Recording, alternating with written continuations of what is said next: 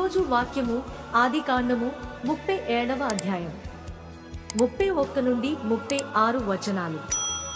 వారు యోసేపు అంగీని తీసుకుని ఒక మేకపిల్లను చంపి దాని రక్తములో ఆ అంగీ ముంచి ఆ విచిత్రమైన నిలువుటంగిని పంపగా వారు తండ్రి యొద్దకు దానిని తెచ్చి, ఇది మాకు దొరికెను, ఇది నీ కుమారుని అంగీ అవునో కాదో గురుతుపట్టుమని చెప్పిరి.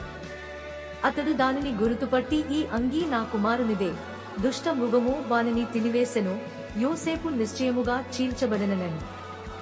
యాకోబు తన బట్టలు చింపుకుని తన నడుమున గోన పట్ట కట్టుకుని అనేక దినములు తన కుమారుని నిమిత్తము అంగలార్చుచుండగా అతని కుమారులందరూ అతని కుమార్తెలందరూ అతనిని ఓదార్చుటకు యత్నము చేసిరి.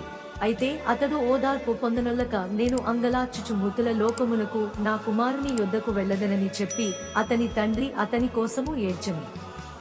మిద్యానీయులు ఐగుప్తునకు అతని తీసుకుని పోయి ఫరో యొక్క ఉద్యోగస్తుడును రాజా సంరక్షక సేనాధిపతియునైన పోతీఫరునకు అతనిని అమ్మివేసిరి. దేవుడు ఈ చిన్ని లేఖన భాగాన్ని దీవించి ఆశీర్వదించునుగాక. ఆమెన్.